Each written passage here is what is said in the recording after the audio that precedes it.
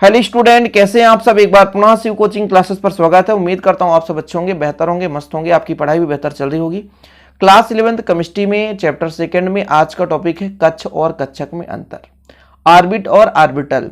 कक्ष यानी आर्बिट होता है और जिसे कक्षा भी बोलते हैं, और कक्षक यानी आर्बिटल, कक्ष के अंदर कक्षक होता है। ये चीज यहाँ पर हम समझेंगे।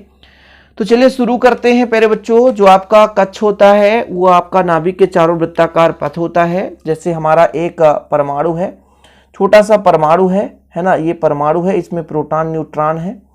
इसके चारों ओर वृत्ताकार पथ पाया जाता है जिसे बोलते हैं नाभिक।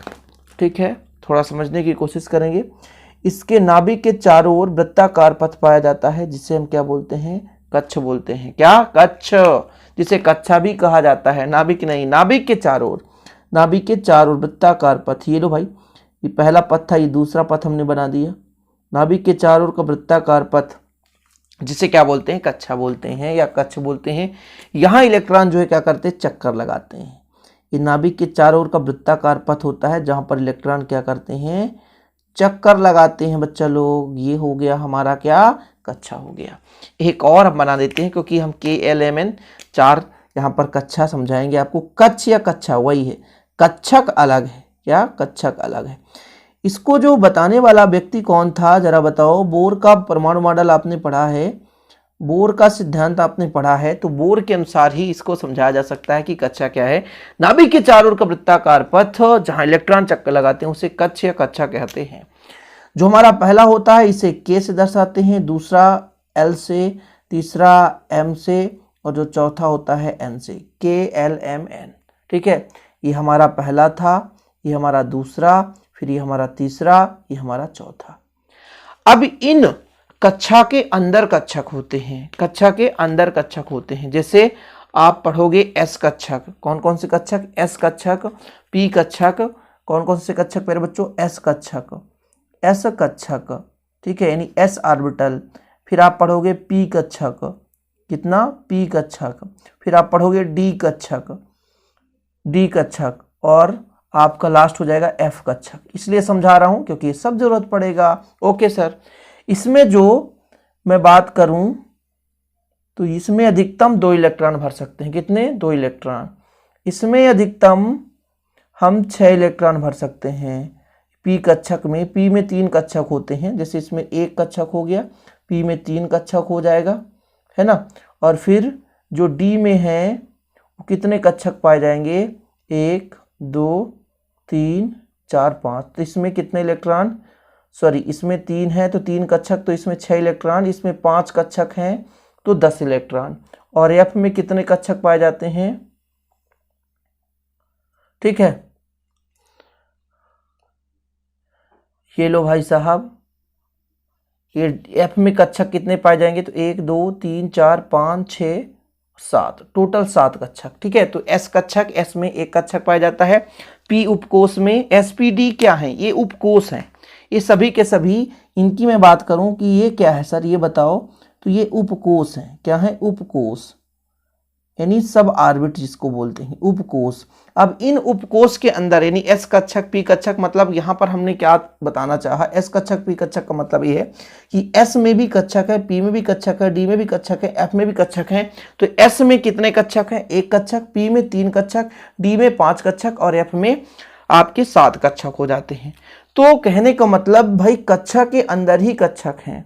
यानी हमने कहा कि नाभिक के चारों वृत्ताकार पथ है तो जिसे हम कक्षा बोलते हैं, और पहले में S होता है, दूसरे में S और P पाया जाएगा, तीसरे में S P और D पाया जाएगा, जो आपका चौथा होता है इसमें तीनों पाया जाएगा, S P D और F, यानी चारों पाया जाएगा। अब इनके अंदर आपका भाई साहब कक्षक है, ऑर्बिटल है, जहां पर इलेक्ट्रॉन क्या करते हैं, स्थिर होते हैं। ओके, अब देखो डिफरेंस। नाभिक के चारों ओर का वृत्ताकार पथ जहां इलेक्ट्रॉन चक्कर लगाते हैं उसे हम कक्षा या कक्ष कहते हैं, ऑर्बिट बोलते हैं। क्या बोलते हैं? ऑर्बिट, ऑर्बिट बोलते हैं। ओके, अब यह त्रिविमीय अंतरिक्ष नाभिक के चारों ओर का वह क्षेत्र है जिसमें इलेक्ट्रॉन पाए जाने की संभावना अधिकतम होती है। यहाँ देखो, ये तो मान लो चक्कर लगाता है, लेकिन यहाँ पर फिक्स बता दिया गया कि इनका क्लास रूम है, ये कक्षक मतलब क्लासरूम, बच्चे स्कूल में हैं, घूम रहे हैं तितर बितर यहां वहां, लेकिन वो निश्चित रूप से फिक्स है कि 9th का बच्चा इस क्लासरूम में बैठेगा, 10th का बच्चा इस क्लासरूम में बैठेगा। तो ऐसे यहां पर डिवाइड कर दिया गया कि कुछ इलेक्ट्रॉन एस वाले कक्षक में जाएंगे, यानी एस उपकोष के कक्षक में जाएंगे, कुछ इलेक्ट्रॉन पी उपकोष के कक्षक में जाएंगे, तो उनका भी डिवाइडेशन हो चुका है।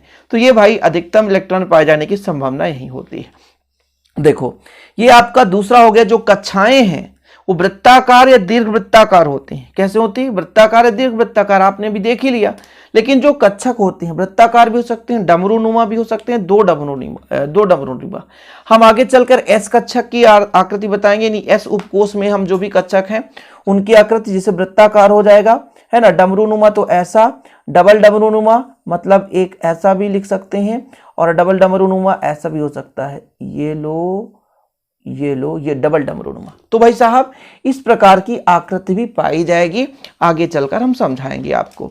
देखो अगला नंबर देखो, यह इलेक्ट्रॉन के एक तल में गति को प्रदर्शित करता है, मतलब तल में किस प्रकार से इलेक्ट्रॉन गति कर रहा है इस चीज को ये व्याख्या करता है, बताता है।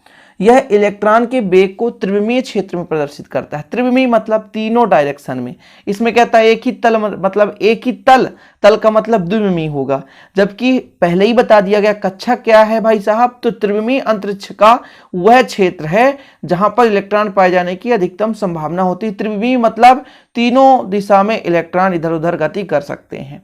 चलिए आगे देखो, मैंने आपको जैसे बताया था कि जैसे एस उपकोष में एक कक्षक है और उसमें कितने इलेक्ट्रॉन भर सकते हैं? 2 इलेक्ट्रॉन। तो एक कक्षक में केवल 2 ही इलेक्ट्रॉन भर सकते हैं, यानी किसी कक्षक में अधिकतम 2 इलेक्ट्रॉन हो सकते हैं। ये लो जरा यहां पर देखो, ये देखो एस में एक कक्षक 2 इलेक्ट्रॉन भरेंगे, 2 इलेक्ट्रॉन भरेंगे। यहाँ पे 3 कक्षक तो 6 इलेक्ट्रॉन भर सकते हैं, यहाँ पे 10 इलेक्ट्रॉन, यहाँ पे 14 इलेक्ट्रॉन। लेकिन किसी एक पर्टिकुलर कक्षक में हम यहाँ पर 2 ही इलेक्ट्रॉन भर सकते हैं। ओके ठीक। और यहाँ पर जब बात आ जाती है कक्षा की या कक्ष की, तो यहाँ पर 2n² के हिसाब से इलेक्ट्रॉन भरे जाते हैं। 2n² मतलब 2 × 1 का वर्ग यानी 2 हो गया। फिर प्यारे बच्चों 2 × 2 का वर्ग यानी 8 हो गया। फिर 2 × 3 का वर्ग यानी 18 हो गया।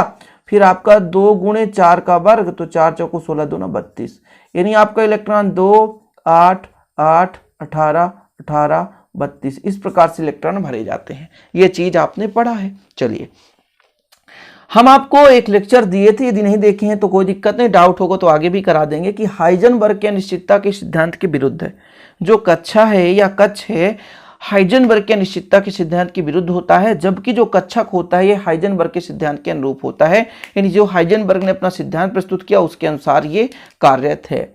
कक्ष की अवधारणा बोर ने दी थी, ये हमने पहले ही बता दिया था। कक्ष की अवधारणा किसने दी? बोर ने। और कक्षक की अवधारणा जो है तरंग यांत्रिकी सिद्धांत पर आधारित है। तो लास्ट के 2 अंतर थोड़ा सा आपको कठिन भी लग रहे होंगे, लेकिन ये तो पहले भी मैंने बोर का परमाणु मॉडल आपको समझाया था, उसमें आपको कक्षा या कक्ष के बारे में बेहतर रूप से कराया था। उम्मीद करता हूं कि ये क्लियर हो गया होगा। स्क्रीनशॉट लेना है तो स्क्रीनशॉट ले लें। और हाँ बच्चा लोग, यदि आप नए हैं, यदि हमारे चैनल में रेगुलर जुड़ना चाहते हो, चैनल को सब्सक्राइब कर लें। और हमारे माध्यम से नोट्स भी प्रोवाइड कराया जाता है, जो आपकी कांटेक्ट कर सकते हैं 968529 पर। 968529 968529 ये मेरा पर्सनल नंबर है। नोट्स 100 रुपये लगता है 1 सब्जेक्ट के। बेहतर रूप से प्रॉपर रूप से नोट्स पाएंगे आप। स्क्रीनशॉट लेना है तो लो, फास्ट करो, ठीक है। ओके चलिए आगे देखते हैं। ये लो कंप्लीट हो गया। चलिए मिलते हैं वीडियो के साथ। जय हिंद, वंदे मातरम।